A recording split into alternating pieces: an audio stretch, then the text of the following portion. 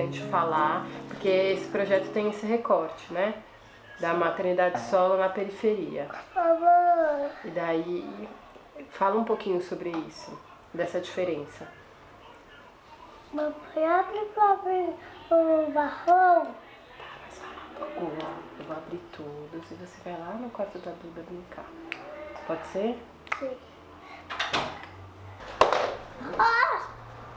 Olha. Tava na minha perna. Sério? Daí eu caí pro chão. Caralho. Ai, Bu, tá difícil, ó. Só o preto que não vai rolar de usar, tá? Por quê? Que não tá abrindo agora. Mas pedacinho eu consegui. Ó, vou te ajudar a levar lá. Vem. Tá. Eu ajudo. Vem, Você leva traz esse. comigo aqui. Vai lá. Amarelo. Também não tô conseguindo abrir. Ó, monte aqui. O Rafa tenta lá. Aí.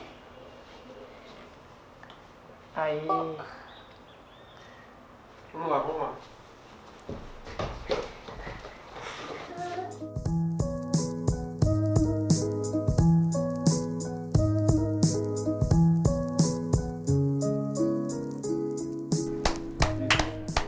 Tá bom. Parabéns. Sou a Gal Martins, tenho 35 anos, nasci aqui em São Paulo e tenho uma filha de 10 anos chamada Luamin. Quem é a Mariana? Né? 35 anos é um ser que ainda tá se construindo, que já se reinventou. E quem que é essa mulher? Quem é essa mulher? É. É uma negona com muita luta, coragem. Vim da Bahia, arrumei 2 filhas, sempre fui o pai e a mãe das minhas filhas.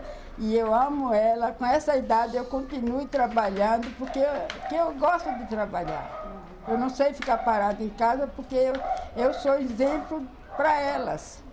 E elas, ela gosta de mim, do jeito que eu sou, sabe? Então é tudo na vida. Adoro festas, tá entre amigos.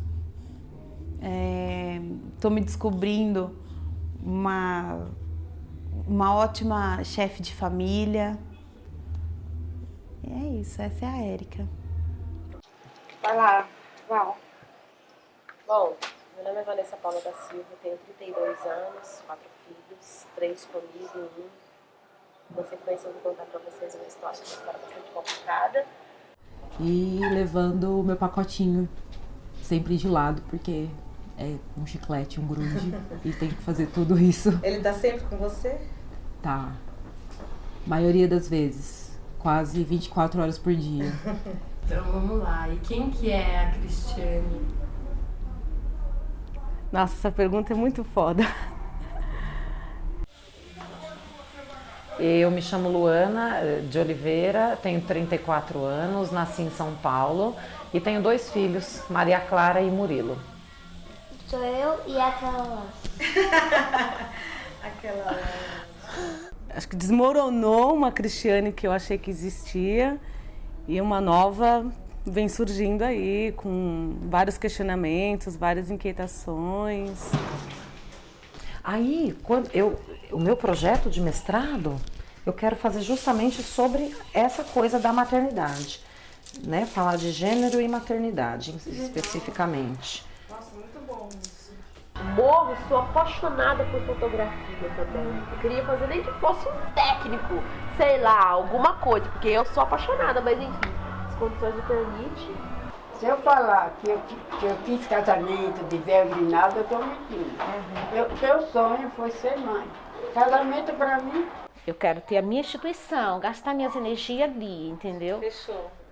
Assim, nessa fase que eu tô, assim, os meus sonhos que eu fico pensando e tudo, vai dessa que eu preciso, né, me libertar. Tenho planos em voltar a estudar. Vai ser online, né, à distância, porque eu não quero ficar longe deles mais. Mas eu vou voltar. Eu tenho muitos desejos que não envolvem as crianças, é muito louco isso, porque eu gosto de viajar, eu gosto de estudar. Há um mês atrás, mais ou menos, eu fui assistir uma defesa de mestrado de uma amiga, lá na USP. Se eu falar muito disso, eu até choro. Estudar na USP é coisa para os boys, não é coisa pra gente. Como que eu vou estudar na USP? Eu trabalho das 8 da manhã às 6 da tarde, eu saio do meu trabalho, vou direto para a escola, estudo até às 11 da noite, depois vou para casa, vou dormir 1 da manhã para levantar às 5 da manhã no outro dia, 5h30. Nunca vou passar no FUVEST. E realmente, nem tentei. Porque tudo é muito desmotivador, né? Então, quando eu penso nessa possibilidade, hoje é esse o meu maior desejo, cara, eu nem consigo, sei lá, é uma coisa tão louca, assim, que é muita alegria, muita felicidade. Tem isso, né? Dentro da periferia da mulher que é mãe solteira e que ela interrompe os seus sonhos, não consegue ter nenhum tipo de perspectiva de vida. E aí a gente percebe que no meio de uma família, a gente vê uma figurinha se despontando, conseguindo se formar. A única, provavelmente, que vai conseguir ter um curso universitário. Ao ponto que a prima de 15 anos acabou de engravidar. Sabe? É isso, é um ciclo. Mas é isso. É esse meu sonho. Realizar, sair dessa e realizar. E ser uma pessoa realizada para poder ser uma mãe melhor, né? Uma das coisas que eu sempre penso é como reativar acho que é reativar as perspectivas dessas mulheres, assim. Que tipo de ação é preciso ter para que essas mulheres possam ter perspectivas, mesmo sendo mães solos? Porque o que eu percebo, convivendo em periferia desde quando eu... É isso, a perspectiva acaba. E essa foi a ideia inicial do projeto, fazer com que essas mulheres, claro que se a gente pudesse a gente teria ouvido muito mais, mas a gente não pode, mas que essas mulheres olhassem e falassem assim, é isso, eu consegui colocar para fora, e eu tô me vendo na tela, e eu tô bonitona, tô rindo, tô feliz, tô triste, tô chorando, tô descabelada, mas é isso, essa é a minha condição e tá posta, e quero que todo mundo saiba.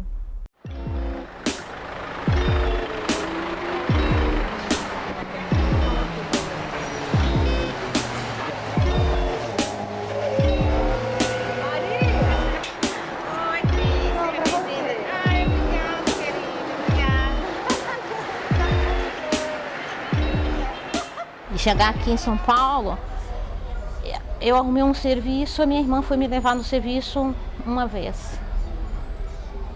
Eu tomei conta da cidade. Nunca mais parei de andar. E aí foi uma batalha aí para criar essa criançada, né? E trabalho, e dar conta de casa, de filho, de trabalho, sem moradia, morava com a minha irmã, né? Elas não têm filho, e para aguentar filho dos outros não é fácil. Essa criançada, molecada, é tudo pestinha, né? Nossa Senhora. Um amigo meu estreou um espetáculo infantil e eu fui assistir. E a personagem dele era Luamin. E aí eu me encantei pelo nome, fui buscar. Enfim, mas todo mundo chama de Lua. É Lua. É Lua, né? É Lua. Há pouco tempo eu perdi meus pais.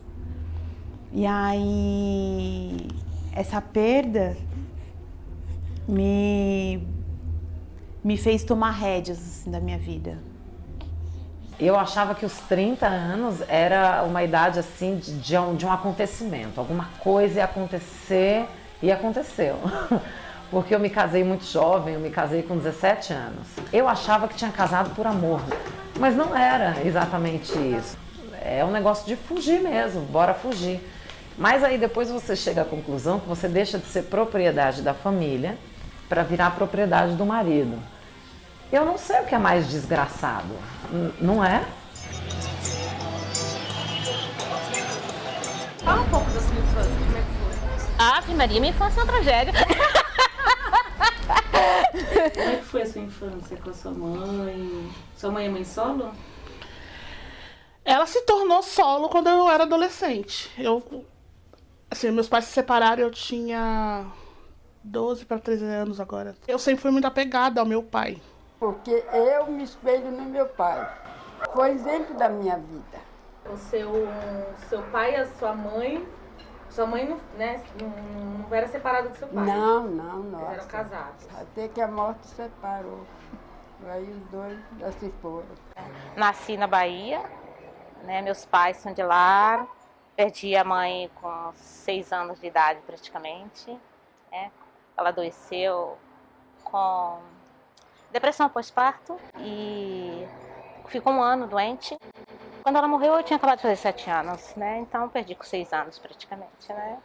E aí fui morando com um parente daqui, um joga pra ali, um morre. Meu pai, ele sempre trabalhou muito, não lembro muito ele presente, mas de se preocupar de onde morar, do que vai comer, do que vai vestir, ele sempre teve essa preocupação. Da minha mãe, ela sempre foi mais presente na nossa educação. E eu acho que o fato dela ter carregado sozinha a parte da educação era muito a base do grito, muito a base da palmada e puxão de orelha e cascudo. Então, a nossa relação melhorou muito depois que eu me tornei mãe, há 10 anos atrás.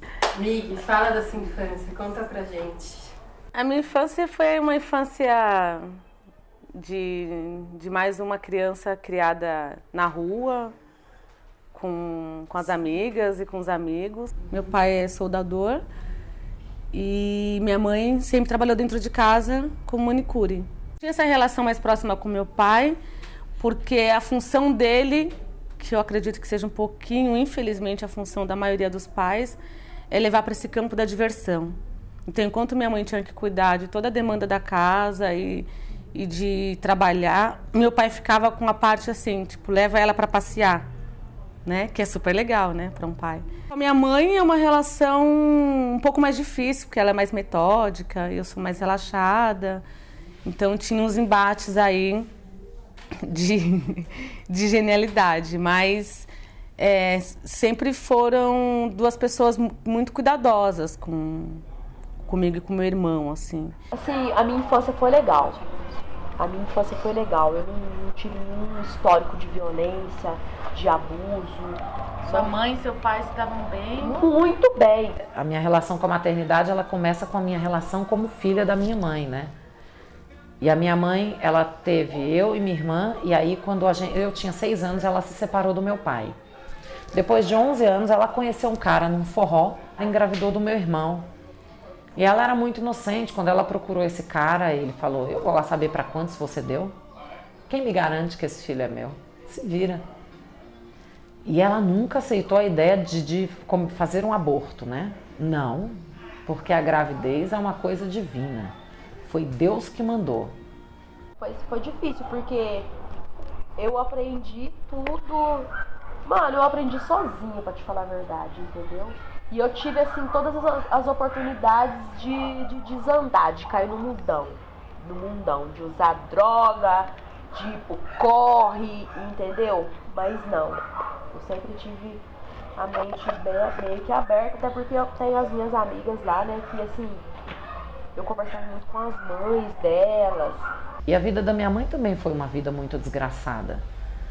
A gente ficava meses sem ver meu pai. Quando ele ia na minha casa, ele levava uma bandeja de Danone e dava R$5 para cada filha e estava tudo certo. Ela foi uma mãe carinhosa, assim, foi uma mãe muito carinhosa. Mas eu tenho alguns pontos com ela, né, que eu não resolvi até hoje. E acho que não sei se eu vou conseguir resolver. Eu e a minha irmã, quando a gente era pequena, a gente sofria abuso, né, por parte de um membro da família. E aí quando eu fui questionar minha mãe, mas e aí? Como é que é isso? Esse lance aí acontece, esse bagulho acontece e a senhora não faz nada. Você tá louca? Você quer matar o seu avô e a sua avó de desgosto? Você quer destruir a nossa família?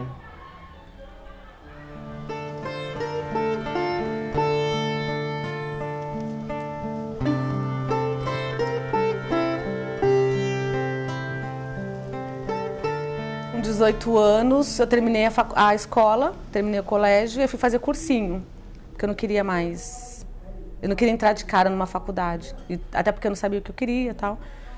Aí fui fazer cursinho e no meio do cursinho eu engravidei. Aí eu parei o cursinho e... Você tinha quantos anos? Eu tinha 18 anos, quando eu engravidei. E aí aí assim, né, o processo da descoberta da gravidez foi bem punk. Meus pais super rejeitaram, foi bem... Naquela época eu tinha um outro conceito em relação ao aborto, então eu fiquei muito com medo né? Eu pensei nisso, mas não tive coragem. O pai da Duda, depois que eu decidi ter, ele falou que ia assumir, mas não me ajudou em nada. Como que você conheceu ele? Vocês parecem tão diferentes. Na escola, ainda no ensino médio. Você acredita? Todo mundo, os meus amigos todos falavam, quando souberam que estava namorando com ele, por que você está namorando com ele? Ele não tem nada a ver com você. Por que a gente faz essas coisas? Por que a gente não ouve os amigos? Por que a gente não ouve os amigos, meu Deus? Tinha 23 anos na época, engravidei. Um namoro bem conturbado, ele tinha muitos ciúmes na época. E eu sempre fui muito de falar com as pessoas, ele não aceitava muito isso. E aí eu descobri que eu estava grávida, depois de 3 semanas que nós tínhamos terminado o namoro. Antes, quando eu não tinha filho, eu queria ter 6 filhos. Eu achava que tinha nascido para ser mãe. E eu falava, eu nasci para isso. Não tem outra coisa para eu fazer da vida. Eu vou ser mãe, quero ter 6 filhos. Já o pai dela não. O pai dela, a gente se conheceu. Em 3 meses, estávamos morando junto. E aí, uma noite, eu percebi que teve uma omissão de fatos.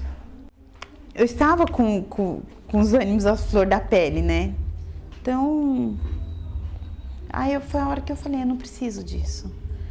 Eu já tenho um filho, já tô sentindo a morte da minha mãe, já tenho o Enzo, já tem um monte de coisa para eu pensar, daí vem mais esse problema. Então, naquele momento eu precisava eliminar problemas. E aí eu não posso eliminar filhos. Falei, então eu vou eliminar ele. Eu não podia olhar para a cara da Maria Clara, minha mãe olhava para mim e falava, você já tá chorando de novo? Aí eu ficava, ela é muito linda. Eu não dormia, ela acordava 15, 20 vezes à noite e eu achava aquilo lindo. Quando o Murilo nasceu, eu queria matar todo mundo. Se eu pudesse, eu matava todo mundo. A primeira semana foi a pior, porque na primeira semana eu enterrei a minha mãe. Mas quando eu olhei que eu só tinha uma criança de 10 anos para dividir essa dor, pensei assim, eu não posso dividir essa dor com ele, porque ele é só uma criança. Eu fiquei muito nervosa. Foi a pior desgraça que me aconteceu assim na vida, naquele momento, porque foi uma coisa enlouquecedora. Os dois não dormiam. Eu não trabalhava fora, mas só em casa eu já estava quase louca, porque tem muita cobrança e a criança que não dorme, e você tem que lavar, passar, cozinhar, limpar, ser esposa. Uma vez o meu ex-marido, o pai das crianças, ficou gripado e ele teve febre e eu só tinha a Maria Clara, ele falou, você não cuida de mim como você cuida da Maria Clara. Eu falei, hã?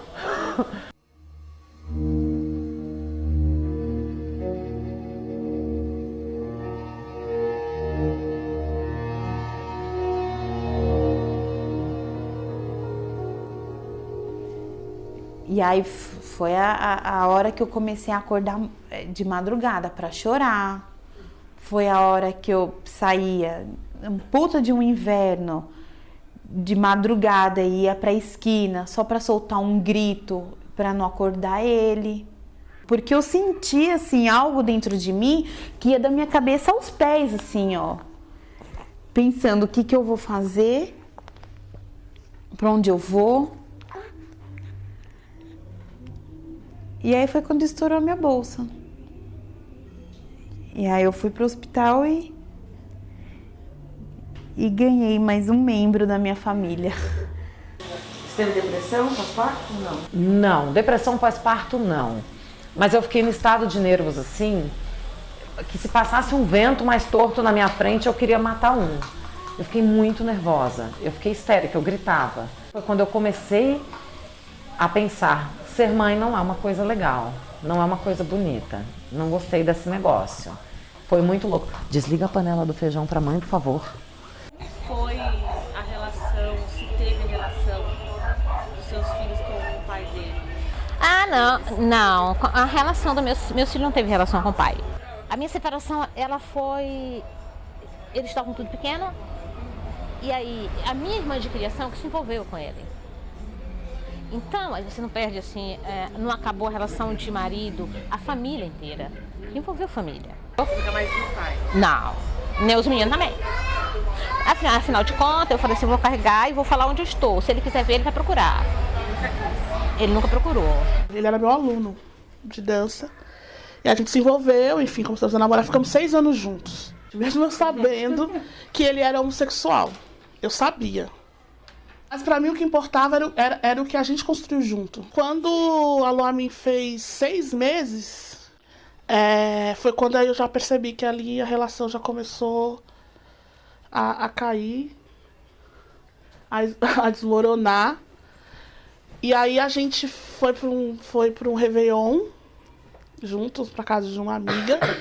E aí lá eu descobri, no Réveillon, que ele tava saindo com o irmão da minha amiga, que também era meu amigo, né? E aí ele, assim, como pai, eu não tenho o que falar, né?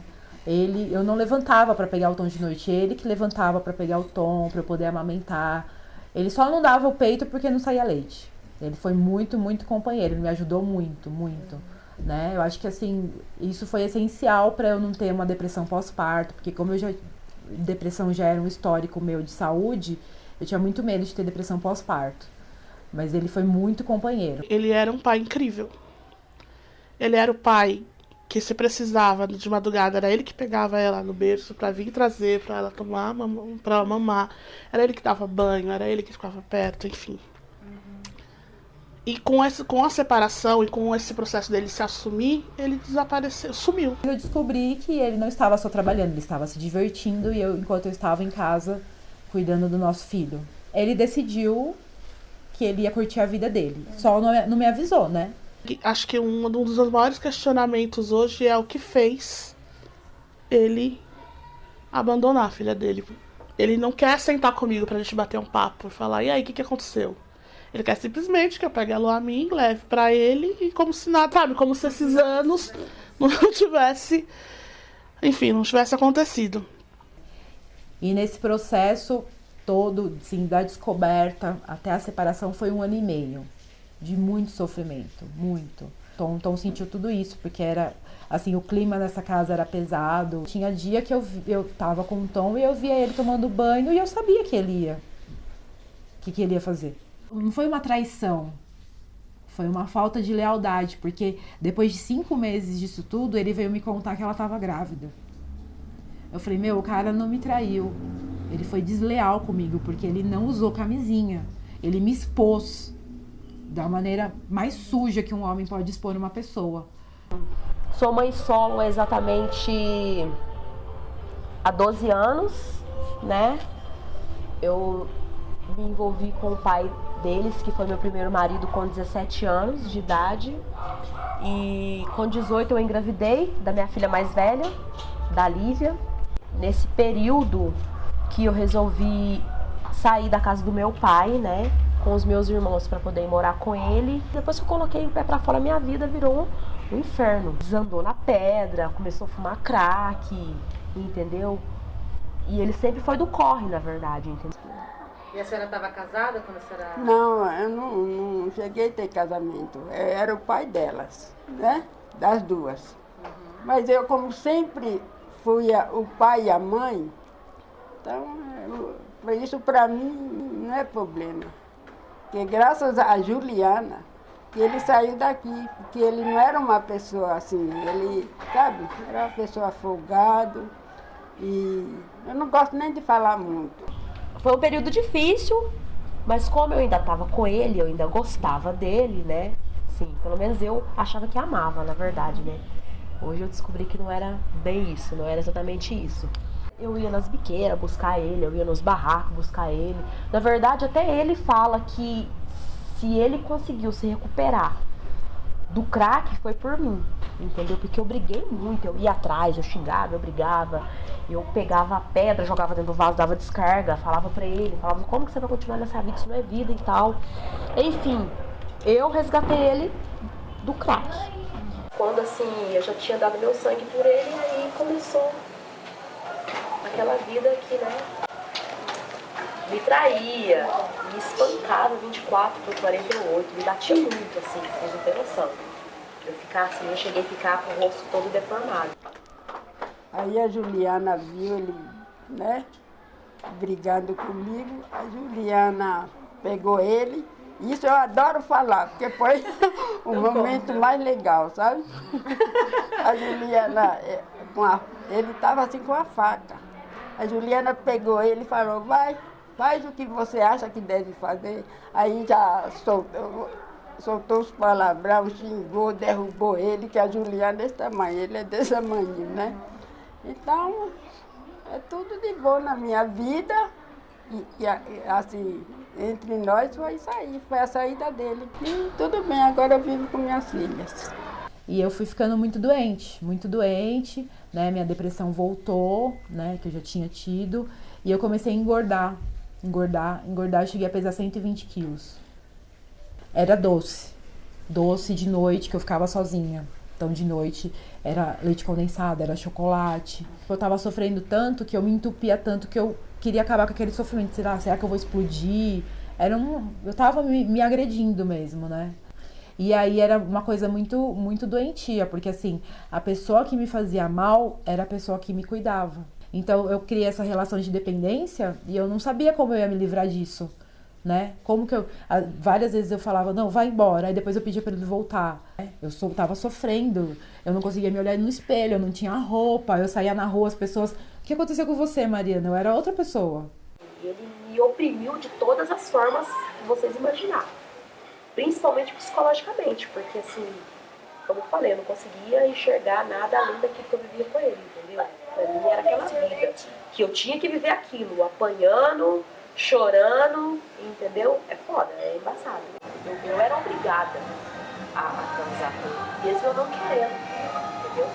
Então, se uma mulher, você tem que lidar. Eu era obrigada. Teve dia de eu pegar assim, álcool debaixo do chuveiro e me lavar assim, ó, porque eu não queria aquilo pra mim. O que a senhora acha que é a função de um pai, um bom pai? O bom pai é ter a responsabilidade que eu, mulher, tenho. Como meu pai foi pra gente. Minha mãe, eu nunca vi eles brigarem.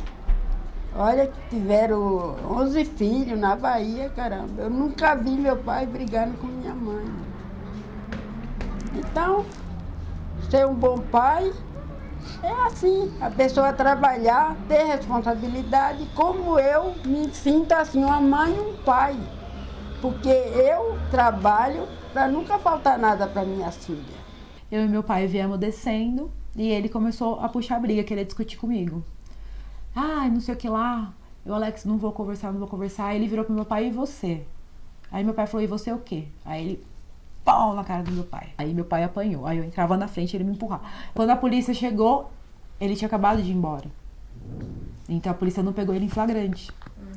Aí depois disso eu falei, não, vou fazer, né? Lei Maria da Penha, existe pra isso. Fomos na delegacia, aquela coisa horrorosa que eu falo, não dá pra julgar a mulher que não quer denunciar. Eu entendo, porque é uma humilhação. A gente fez tudo, isso fazem 4 anos. O que aconteceu? Nada. Não ir pra justiça foi uma escolha minha, porque eu não tenho preparo psicológico para enfrentar esses processos. E eu acho que nem a Lu a mim também tem. E eu também não quero expor a minha mãe a isso de novo, entendeu? Então, foi uma escolha minha. Por um lado, de vez em quando rola uma culpa, assim, do tipo, cara, mas é direito dela, eu tô privando ela de usufruir do direito dela. Mas um dia eu quero sentar com ela e dizer por quê. Quando ela fez 1 ano, que aí eu tive uma conversa com ele e falei assim, olha, eu queria muito que você chegasse e falasse assim, eu não tenho grana, mas tô com ela, tô junto. Como você não fez nem isso, então eu vou regularizar, eu vou colocar na justiça, eu vou colocar seu nome na justiça para regularizar a situação. Porque assim, você pelo menos arca com isso, porque ele tinha que ter um mínimo de responsabilidade em relação à filha que ele tinha colocado no mundo. Ele estava desempregado, né, quando rolou a audiência. E aí eu lembro que a única fala que a juíza falou assim, você tá desempregado, seu filho não come. Aí ele ficou sem graça e estipulou na época R$90 por mês para ajudar. Fica R$90 pra... Mas como que ele ia pagar? Ele não ia pagar porque tá desempregado. Aí quem pagava a mãe dele que não tinha condições. E aí ela pagava quando ela podia. E eu ia voltar na justiça e falar se ele não tá pagando pra mãe dele ter que arcar com a responsa. Não ia fazer isso com uma outra mulher. Também tem essa coisa dessa concepção, né? Do tipo... Você não é mãe solteira. Ele registrou ela, o nome tá lá no registro. Então você não é solteira.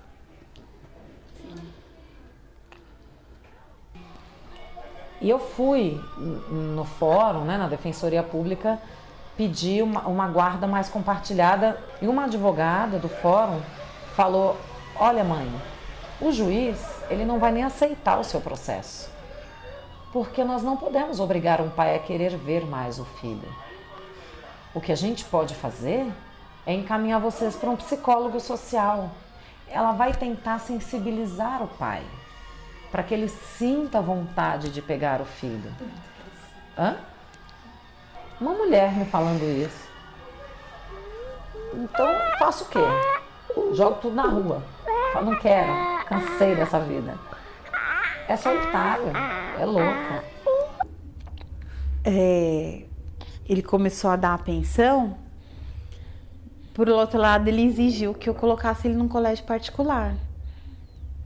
Porque ele dizia que eu ia beber de cerveja a pensão do menino. E aquilo me doeu ouvir. De tanta coisa que uma criança precisa, como que eu ia beber de cerveja? Você acredita que o pai dele foi no conselho tutelar me denunciar? Porque eu ia abandoná-lo 10 dias com o pai e ia viajar. Dá R$300 por mês e é R$300 por mês até ela completar, acho que 21 anos, porque aí vai ser 28. Eu imagino na cabeça dele que com 21 anos ela não é mais filha, então ele não precisa mais ajudar.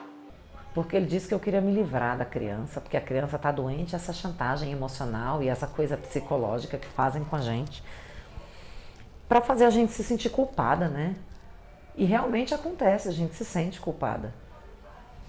E aí quando eu voltei de viagem, eu voltei num dia, no outro ele já teve que se internar de novo para fazer uma outra coisa lá do tratamento. E eu fiquei 22 dias com ele dessa vez. E aí quando faltavam uns 4 dias para ele ter alta, eu descobri que o pai dele estava de férias, mas não falou que estava de férias. Aí eu fiz uma armadilha para ele, conversei com o Murilo, arrumei minhas coisas, deixei na porta do quarto.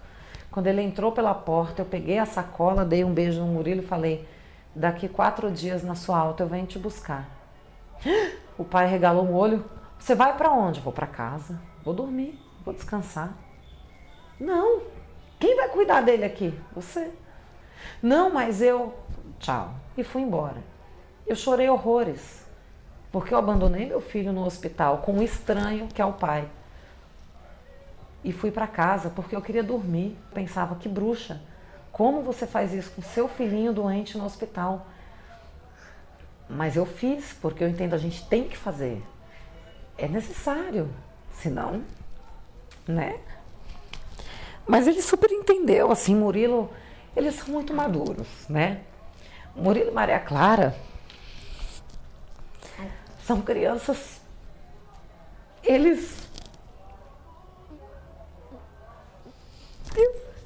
eu não gosto da maternidade, eu repito, mas eu tenho muito orgulho desses filhos, porque tudo que a gente consegue fazer de troca, é tudo muito positivo, né? As coisas que eles aprendem comigo, eu olho e falo, caramba, tô conseguindo, né? É difícil, mas tá rolando aí, tô conseguindo, tá surtindo um efeito. Depois que a Ju nasceu, não quis mais ter filho? Não. Juliana, eu tive até coisa de aborto, não vou falar. Pode falar. Hã? Pode falar. Não, que era para ser, assim, temos 5 filhos. Mas aí eu fiz aborto, né? Ela é jovem também. Mas tudo bem, eu não me arrependo. Melhor do que ter 5 filhos. Eu não me arrependo, porque minhas duas filhas que vieram, eu quis. Eu digo, essas agora é minha. E os 3, joguei fora. Se é pecado, que Deus me perdoe. Mas as 2 que ficou, eu criei com muito amor. Eu mato e morro por elas. Então, é minha vida. A Cláudia, que é a mãe do Gabriel, a Gil, que é a tia do Gabriel, que ele ama essa tia, e o Gabriel, que é meu neto. São minha vida. Sofri uma violência obstétrica, que foi muito punk, que até hoje não... Né, você fica pensando por que, né, que fizeram isso. E a amamentação, você falou que foi difícil. Horrível. Eu não gostava de dar... Sim, porque dói o braço, porque machuca o peito, horrores. Eu vivia com casca de banana no bico do peito, porque ajudava a cicatrizar.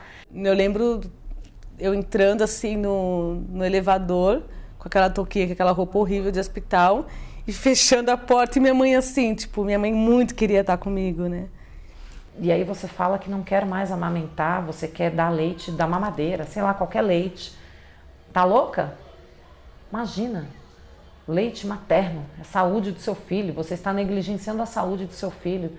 Gente, o bico do meu peito saiu e descolou. Você está muito fraca, você tem que ser forte, porque ser mãe é isso.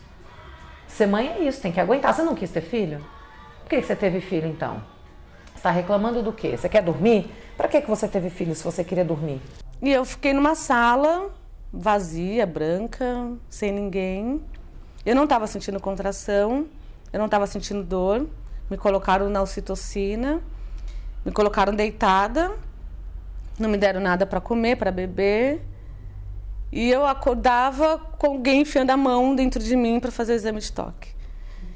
E como eu não senti nada, porque eu não entrei em trabalho de parto, meia-noite eu fui para o centro cirúrgico. E nisso, depois que minha mãe falou, que ela não sabia como eu estava. Os meus pais não tinham informação de mim. E o pai da Duda estava comigo na hora do parto, na hora da cesárea, quer dizer. Não vi a Duda, praticamente nasceu, porque eu estava completamente grogue. Ela me mostrou como se fosse um franguinho, né? Tá aqui sua filha. E levou a Duda e eu apaguei. Amamentei até o 3º mês, assim. Você lembra se a sensação era boa? Como é que eu lembro, assim, era boa. Eu gostava de amamentar, mas eu tinha que conviver com todas as interferências de pessoas que moravam ali, né? Então, seu leite não sustenta, o seu leite é fraco, não sei o quê. Então, a minha mãe, com toda boa vontade, interferiu muito. E eu era muito nova. Repito na coisa dos meus privilégios. É fácil ser mãe solo e nessa circunstância de viver de arte? Você teve uma rede? Não, mas eu tive essa rede de proteção que está dentro da minha família, que é a minha mãe, minha irmã e o meu cunhado, que pegou a bucha naturalmente, né? Não foi uma escolha, foi uma coisa que aconteceu. Ele pegou a bucha. Assim. Criar essas crianças sem pais, sem avós, sem tios, sem pessoas que acolhem, entendeu? É muito difícil. Mas se você chamar agora ela ali e perguntar quem é seu pai, quer ver? Ô filha, vem aqui. Quem que é seu pai, de verdade? É o Padá. Quem é o Padá? Conta aqui pra eles quem é. O Padá, ele é o meu padrinho. Ele tá casado com a minha tia. Tinha mãe. Você acha que se você tivesse uma mãe por perto, teria sido diferente? Com certeza teria sido diferente. Com certeza. O meu receio é esse, dela estar lá, eu estar aqui, entendeu? E ter esse espaço. Nesse espaço eu tenho medo, eu tenho receio que aconteça alguma coisa. Entendeu? Porque lá não tem a figura materna. Não tem a figura materna. Com certeza, a mãe é tudo na vida de uma criança, de um jovem. Eu tive uma rede de apoio, Os meus pais sempre estiveram ali, então eu nunca deixei de sair, eu nunca deixei de... Como é que eu vou trabalhar? As escolas não funcionam no mesmo período em que eu trabalho. Então eu preciso da família. E quando você precisa da família, você ainda tem que seguir algumas regras. Porque toda a ajuda que lhe é dada, ela é condicionada, né? Eu fico com seu filho, desde que seja para você trabalhar. Para você sair, para passear, para se divertir com as amigas, não pode. Porque isso não é coisa de mãe. Como que a sociedade vê uma mãe solo? Depois que eu me separei, eu conheci uma pessoa e assim, foi zoado também. Zoado porque Essa pessoa? Não vamos citar nome, né? As mães de amiga minha falam, e agora? O que você vai fazer? Eu tô orando muito por você. Conheci uma única transa também engravidei. Menino! Não dá, né? E aí a pessoa falou, nossa, se separou? E eu falei, me separei. Quanto tempo ela tá? Eu falei, tá com 20 dias. Nossa, você se fudeu, né? Ele branco, do olho verde, eu preta. Ex-mulher de presidiário. Mãe solteira, já com 3 filhos. Aí engravidei. Mas será que o filho é seu? Mas se eu fosse você, eu fazia o DNA, porque o filho não é seu. Aquilo me fez pensar muito, eu me fudi. Nossa, Por quê? Que ela falou que eu me fudi. E aí eu falei, não. Ele se fudeu. Tá porque quer, é mulher de malandro. É mulher de malandro. A Vanessa é mulher de malandro, tá apanhando porque quer. Sai de casa, tem uma estrutura só que eles esquecem da mulher, entendeu? Uma coisa que nossa, eu tenho um pouco de vergonha de ter um filho de cada pai. Dá vergonha isso? Um pouco. Esse aqui é do Zezinho, esse aqui é do Zezão. Tenho porque eu tinha uma cabeça, antigamente eu tinha, nossa, ela tem 3 filhos, um de cada pai. Gente, acontece. Eu deixei de me relacionar 7 anos da minha vida para cuidar do meu filho, para estudar, para voltar a trabalhar. E quando eu comecei a me relacionar com o pai dela, eu não me relacionei achando que ia terminar, que ia acabar. É um laço que eu não sei o que acontece. Tem muitas que estão ali. Eu não julgo nenhuma que estão ali. Tem cara que fala, a mina é zoada, a mina tá no boteco, a mina tá bebendo, a mina tá usando droga, as crianças tá lá sozinhas. Vai lá saber porque que a mina tá lá no boteco, bebendo, usando droga. Você sabe. Eu acho que era isso que eu precisava das pessoas, entendeu? A compreensão. A compreensão. Não é te dar isso, te dar aquilo, te fazer aqui. Se não fosse o Enzo, quem iria ser a família da Érica? Eu falei, então eu não me fudi. Eu tive a Elis e eu tô montando a minha família. Se vai ser uma família tradicional, com pai, com mãe, filhos, não sei. Se vai ser uma família com mãe e filhos, não sei. Sei que essa é a minha família. Cris, você falou que você teve outras relações e tal, outras namoradas, mas assim, você já sofreu algum preconceito por você ser mãe, por você ser mãe solo, mãe solteira, de você não ter um companheiro? O que eu acho, assim, que eu fico esperta, né, agora, né, que me dá essa esperteza, quando conhece o cara tem filho. Quantos filhos? Tem 2. Quantas mães? Você tem relação com a sua ex-mulher? Né? Não tem? Né? Eu conheci um cara que tinha 3 filhos e não tinha contato com os filhos. E ainda querendo colocar a culpa na mulher, né? A culpa nunca vou ficar do lado do cara. Não conheço a mulher, mas ela tá cuidando do seu filho, ela não é culpada. né? Não, isso aí não. Essa parte assim, de sair, sempre eu saí, mesmo com ele aqui, eu sempre saía, ia para carnaval. Eu sempre gostei de ir assistir lá no São Modo, no carnaval. E sempre fui feliz, assim, nessa parte, sabe? Como mulher, eu adoro ser mulher. Enfim, aí a gente já vai entrar na questão da afetividade, da mulher negra, já entra em outros temas, que também são difíceis e pesados. E a maternidade, ela traz esse lugar de... A autoestima fica desgraçada, assim. Eu não sei. Eu nunca me privei, não, de viver. Não aconteceu. Eu namorei um tempo, o Marcos foi um namoro 1 ano e meio, e que a Luamin já existia e que ele tinha um afeto bem especial por ela. Assim. Eu me olhava no espelho muitas vezes para procurar defeitos.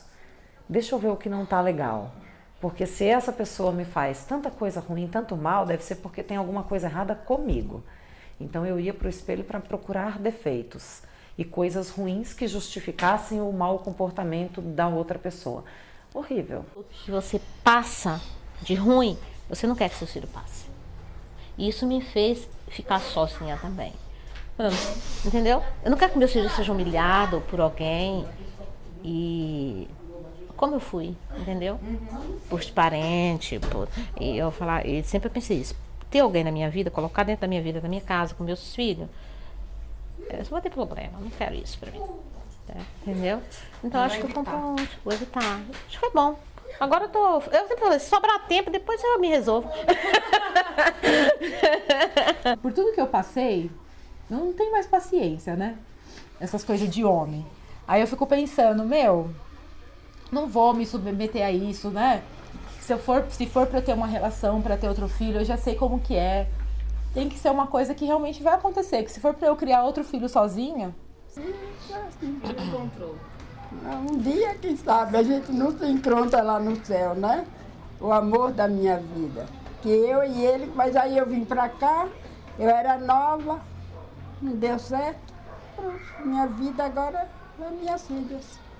A gente pensar mais em alguém, nunca mais. Arrumar minha casa, arrumar ela direitinho. Pôr piso nesse quintal. Nessa outra situação com o Marcos, que é esse que eu falei que eu fiquei mais tempo, que ele tinha um vínculo com a Luamin. Fiquei com ele 1 ano e meio, eu não conhecia a família dele. Ele não me levou, não me apresentou pra família. Dos 2 motivos é negra, que ele é branco, né? E... Mas, mãe... Você é feia, você tá com o peito caído. Hoje em dia, esse vagabundo falar que eu sou feia, eu falo, não, eu sou bonita. Eu não aceito mais, entendeu? Com você deve estar acontecendo a mesma coisa, como aconteceu com todos, né? E aí você tá solteira, você tá aí na pista para negócio, mas você tem filhos. E aí eu conheci um cara na faculdade, fomos morar juntos. E depois de 2 anos juntos, ele olhou para minha cara e falou, eu não quero ser pai de 2 filhos. Fala o quê? Vou reclamar? Tá bom, não quer ser pai de 2 filhos. É difícil, né? É difícil mesmo. Sim, meu celular deve estar estourando ali no WhatsApp. O que eu recebo de, tipo, vamos sair, preta, vamos conversar, vamos tomar um show, vamos não sei o quê. Ah, eu gosto da pretinho. Nossa, o Black Power é da hora, Val. Você tem um black da hora, suas tranças da hora, você é bonita pra caralho.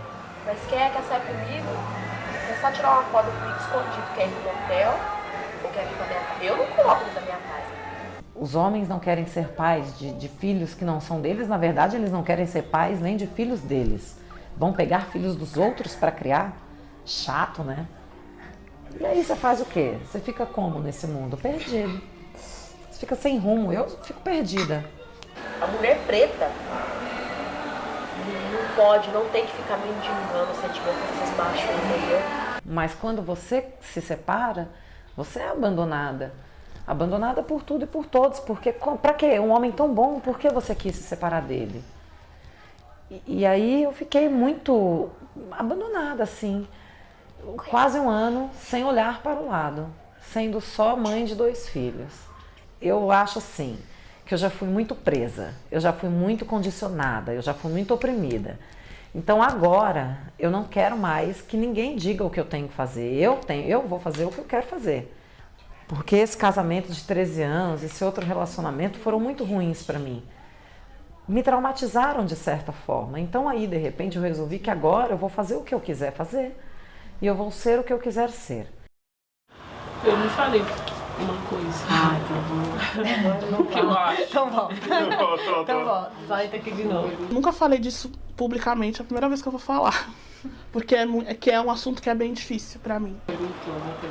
Não sei. Eu sempre acho que a minha sexualidade tem a ver com a ausência de ter tido um pai. Eu sofro de síndrome do pânico já há muito tempo. Anos. E não mostrar esse sofrimento e ter que segurar ele para que ela não perceba esse lugar da minha fragilidade com o pânico, eu acho que tem sido um dos meus maiores desafios como mãe. Eu acho que é por isso, eu acho que eu cresci tendo esse preconceito com a figura masculina, não sei se vocês entendem. Eu tive uma pequena crise, e aí eu cheguei muito mal em casa, e eu tive que ficar me segurando para um choro que tava querendo vir, até eu perceber que ela dormiu, e aí eu desabei. Quando eu deito, tinha medo eu tinha medo que ele fizesse alguma coisa com a minha mãe, tinha medo que ele não permitisse que minha mãe chegasse em casa. Quando você entra em casa, assim, é outra coisa, né? Saber que a pessoa bebe, daí tinha aquele jeito de falar, então... Se você me dizer qual é o meu maior desafio como mãe, é exatamente esse. De como eu blindo ela desse meu universo da síndrome do pânico. Que me priva de muitas coisas, com ela inclusive. Que me priva de viajar com ela. Né? Que me priva de viver coisas que só eu e ela poderíamos viver. E que eu sempre dependo que alguém esteja comigo para viver. Eu aprendi muita coisa sozinha, aprendi muito vendo o que minha mãe passava, para não passar igual, entendeu? Eu sou o oposto da minha mãe, porque ela tinha um pavio muito comprido, então ela passou por muita coisa, por ter muita paciência, por ter muita bondade. E daí, às vezes, coisas que eu falo, não quero isso pra mim. Quando eu começo a me culpar demais com as coisas que eu não consigo dar conta em relação a ela, as coisas que eu gostaria de viver com ela, eu lembro dele. Aí vem raiva, dá vontade de ligar, ou dá vontade de ir onde ele tá. Eu tenho que ser diferente pra não sofrer tanto. Eu tive que me educar pra não sofrer as mesmas coisas, senão eu acho que os outros iam pisar na minha cabeça, sabe? E daí tem isso, era só pra finalizar. Acho que era importante falar. O pior medo é de eu faltar na vida deles antes que eles amadureçam. Dos 15 anos aos 34, o quanto eu precisei da minha mãe? O quanto minha mãe orientou? Ele falou, você tá colocando a Duda contra mim? Porque ela não me liga no meu aniversário.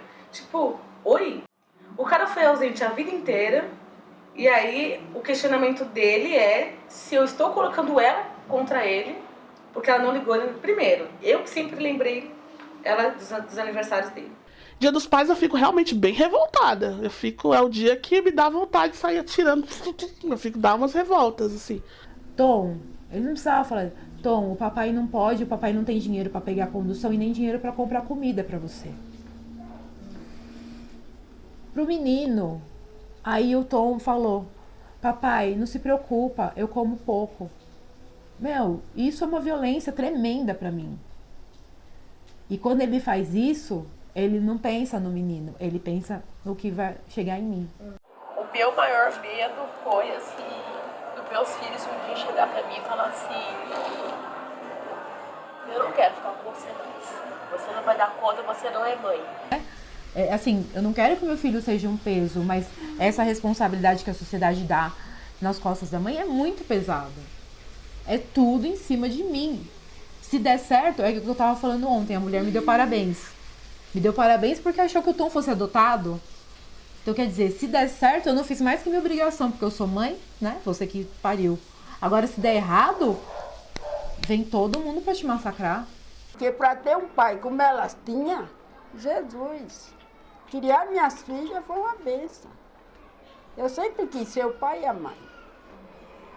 A Cláudia e a Juliana, não sei se a Juliana ia, mas a Cláudia ia. Quando era dia dos pais, ela ia no bar para desejar feliz dia dos pais. A Cláudia ia. Agora ela fala assim, mãe, feliz dia dos pais. Sabe? É muito natural. Você não precisa falar mal do pai da criança. É uma relação falsa. É uma relação de obrigação. Eu tenho que me relacionar com você porque você é minha filha. Não é uma relação de amor. Não é uma relação afetiva. Sabe? Eu falo, eu quero ter um filho, eu sempre quis ter um filho. Ele não pode ser um castigo, um peso pra mim. Mas pesa. Não posso falar, né? Não é culpa dele. Mas pesa, gente. É muito cruel a realidade da mulher. Ai, gente, e agora faz um cafezinho pra vocês? A responsabilidade é tão na culpa, tá tão já na figura dessa mulher que tem que carregar tudo sozinha, que não tem nenhum tipo de movimento ou discussão social, política, sei lá, como de políticas públicas, que vá para algum lugar onde se declare com um pouco mais firmeza qual é o papel do homem, nesse lugar do filho, eu tô dizendo. Tá zoado, não tem a coisa. Eu sei o que é a solidão da mulher negra, porque eu passo. Me relacionar com uma mulher me trouxe um lugar de tranquilidade que eu nunca tinha tido na minha vida. Nunca tinha tido uma experiência tão tranquila. De ser à vontade, de ser mulher. Eu vejo dois tipos de macho. Tem um cara que quer que você fique dentro de... Tem sim aquele cara que quer que você fique dentro de casa, que você se torne uma mulher, ele quer uma mulher submissa, que lava pra ele, que passa pra ele, que cozinha pra ele, que viva pra ele. Entendeu? O pai tem que ser pai até o último dia da sua vida, ou o último dia da vida dela. Tem que ser pai. Mas acho que ele tem medo, né? De ser difícil. Acho que ele trocou muita fralda na outra. Acho que ele tá com medo dessa. Mas... Sim. Se eu sou mãe, você é pai. A responsabilidade não pode ser só minha. Minha quanto sua também. Aliás, eu não fui ele sozinho. Correto? Ninguém faz nada sozinho. Por ele, entendeu? Então, eu acho que a responsabilidade, ela é parceira, ela tem que andar junto por igualdade. Isso tem que ser igualdade, entendeu? Mas isso não existe, praticamente não existe, né? A maioria do mundo masculino acha que a mãe que tem que cuidar. Oi? Quero nascer frio. De poder tirar a roupa, falar das questões de mulher, femininas e ser compreendida na minha dor, na minha angústia. É maravilhoso. Eu nem sei, viu? É uma coisa que eu não sei nem explicar de tão boa. Tem um cara que quer pegar uma mulher correria que nem eu, trabalhadeira que nem eu, que sai todo dia 5 horas da manhã, pega busão, metrô lotado, entendeu? Quer encostar, quer vir dentro da minha casa, quer tirar uma foto, quer comer da minha comida, quer usar a minha água, quer usar meu sabonete, enfim, tem um cara que quer se encostar. Mas eu não sei se os caras têm medo de se aproximar de uma mulher independente ou se os caras querem uma mulher que viva por eles, entendeu? E eu não sou assim. Eu não consigo me ver uma mulher dependente de um homem mais, entendeu? Porque os homens mentem muito, eles mentem tanto, não todos, mas a maioria dos que eu conheço, todos. Eles mentem tanto que eles mesmos acreditam na mentira que eles contam. E eu não preciso me preocupar mais com isso, porque eu vivo uma relação honesta comigo, com o meu corpo, com a minha feminilidade, com a minha angústia, com a minha dor, com a minha indisposição. Eu posso dormir, eu posso chegar cansada de algum lugar e dormir. Eu não tenho obrigação de estar disponível. Não, eu posso virar para o lado e dormir e deixar essa coisa de sexo para outro dia, para outra hora, quando eu estiver mais disposta. É triste, é doloroso, porque justamente é uma pessoa a menos para amar, para pegar na mão e falar, vamos atravessar essa rua. Eu quero um cara assim, totalmente desconstruído. Eu não quero desconstruir ninguém, né? Deus que me dá um trabalho da porra. A gente não pode buscar perfeição. A gente tá no mesmo barco, não quer desconstruir ninguém. Hoje, se não vier pronto, a gente vaza. Você não vê num projeto pedagógico de uma escola de educação infantil estratégias para que se tire o peso dessa saudade só da mulher. Você não vê, não há movimento nenhum para que isso mude. E é muito louco, eu fico pensando, tá, mas o que eu posso fazer? Aí eu volto para mim de novo. A gente tá indo pro enfrentamento. Os caras estão meio cuzão, né? Mas talvez porque... Talvez a treta com eles seja diferente. A gente tá mais peitando e aí... Mas vem pra periferia. Não é fácil ser mulher aqui na quebrada. Se a gente não se ajudar, se a gente não se acolher, se a gente não olhar pra todas essas mulheres, a gente vai ser engolida. Só que aí às vezes eu paro e penso, mas por que eu tenho que... Mas da onde? O que a gente tem que fazer então? Para que comece a se criar pequenos dispositivos para que o costume moral, os costumes mudem desse lugar de que a culpa é o tempo inteiro da mulher, né? Todo mundo acha isso bonito. A família, a minha família, acha que o pai é ótimo porque ele paga a pensão. Mas não é o dinheiro. Essa convivência, essa vida que é roubada de você, é que não tem. Quem vai dar isso? Quem vai te devolver isso? E aí, de novo, fica com a gente, tentando arrumar soluções para que eles resolvam o problema que é deles também, cara, que não é só nosso, né? E a gente também não pode reclamar, porque filho é bênção de Deus. Porque ser mãe é padecer no paraíso. Eu digo que é arder no mármore do inferno. Eu tô procurando esse paraíso, não achei. E eu sei que muitas mulheres não gostam, né, de ser mãe. Que isso também não é discutido. A minha relação com a maternidade não tem exatamente uma ligação com a minha relação com eles. Existe um amor enorme, que eu nem sei dizer o tamanho. Eu não consigo imaginar nada de ruim acontecendo com eles. E eu também não consigo me desresponsabilizar. Mas da maternidade eu não gosto. Não gosto mesmo. Acho chato. Acho opressor. Acho zoado. Não curto. Só que como foi imposto que a gente tinha que amar incondicionalmente, a gente carrega esse peso e essa culpa quando sente, às vezes, um desejo de, naquele momento, não ser mãe. Aí tem a discussão, puta, mas eu tenho que educar homem. Aí vem uma outra discussão, né? Vai sempre sobrar para uma mulher. Agora, enquanto eles estiverem num lugar de, tipo, isso não é pra mim, limpar de cocô de criança não é pra mim, então eu não vou dar mão com você, não vou andar do seu lado. Porque é isso, é pra estar junto da mulher, é pra estar junto da mulher. Em todas as circunstâncias, em todas as condições. Se o cara não tá disposto a isso, então eu vou continuar dando a mão pra mina. Porque é nisso que a gente se sente fortalecida, dessa forma que a gente se acolhe, dessa forma que a gente respira e fala, vamos pra mais uma batalha. Pra mim, uma criança desejar que o pai morra, assim, é muito pesado, sabe? A gente tinha isso. Eu acho que a gente tinha medo da minha mãe morrer e ele ficar. Eu não quero mais ser violentada, não quero mais sofrer violência, não quero. Tomei essa decisão na minha vida, não quero. Eu quero ser a Luana, porque eu nasci antes deles. E eu insisto muito nisso, eu faço muita questão disso, né? Eu não gosto de ser chamada de a mãe. A mãe do Murilo, a mãe da Maria Clara, isso veio bem depois. Eu quero ser a Luana, que tem vontade própria, que tem vida própria, que quer sair, que quer passear, que quer namorar, que quer dormir. Eu quero fazer tudo. E é uma coisa solitária, é muito perdido, é muito só a mãe, é muito só você. Isso me incomoda, né? Isso eu acho trágico. Eu sofri uma violência obstétrica, fui me envolvendo com esses assuntos e me tornei doula. E aí eu falei, nossa, olha a potência que é ser mulher. A gente pode parir e esse direito nos foi tirado. A gente pode gozar e esse direito nos foi tirado. A gente pode amar só a gente e esse direito nos foi tirado, porque a gente parece que é obrigada a amar outra pessoa.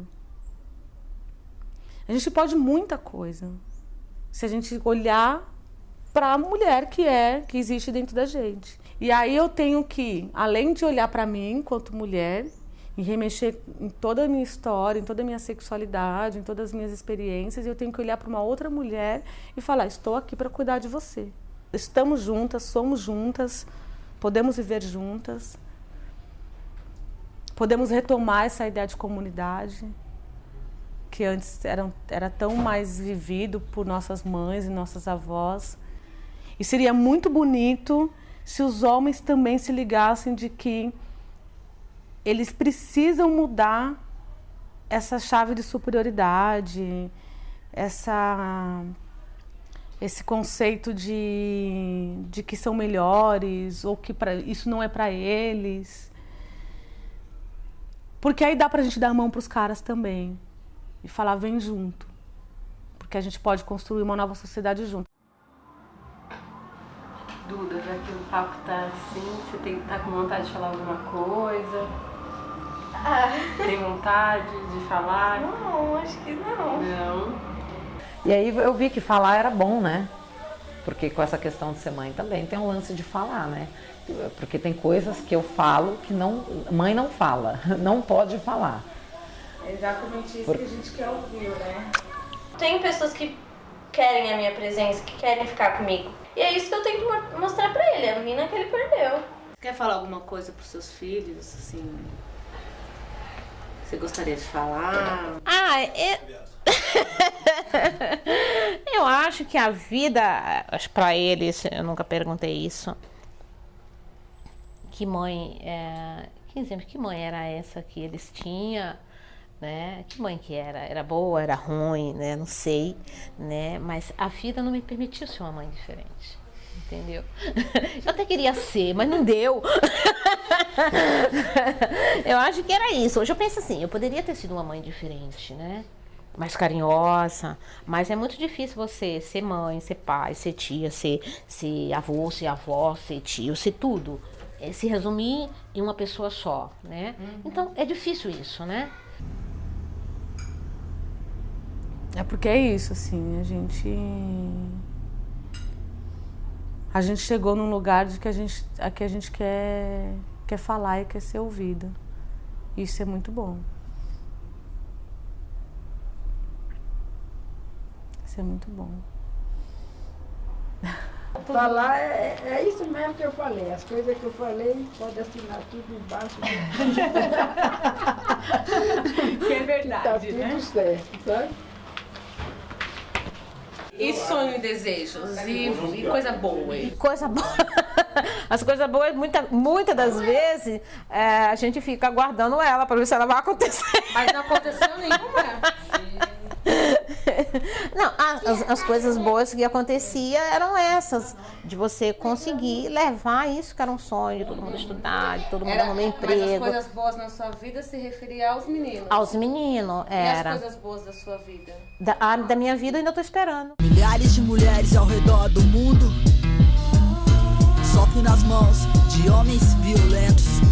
Você é meu maior desejo, minha agonia, dono das minhas mais ardentes fantasia, uma paixão, meu amuleto da sorte, doce ilusão, minha sentença de morte, minha fraqueza, minha dor, meu castigo, mais certeza que me faz viver perigo, amor bandido, cego, encolerizado, me faz perder até o caráter, me vai de mal a pior, laço pra eternidade, tão perto, tão longe, vendo pela metade, busca da paz, infeliz, doente de amor, vítima, inocente, um coração traidor, não é pelo dinheiro, não é pela fama, conflito, solidão, que apagou nossa chama, ciúme, indiferença e gratidão, fala a verdade, tem hora que os defeitos ultrapassam as qualidades, o homem tem que deixar seu pai, sua mãe se apegar, sua esposa, os dois tem que se tornar uma só carne, um só pensamento, uma só verdade, um só juramento, é mais isso, somos um só, porque me bate, me domina, me trai, me humilha, destrói minha autoestima, não cresce, não me deixa crescer, aí castelo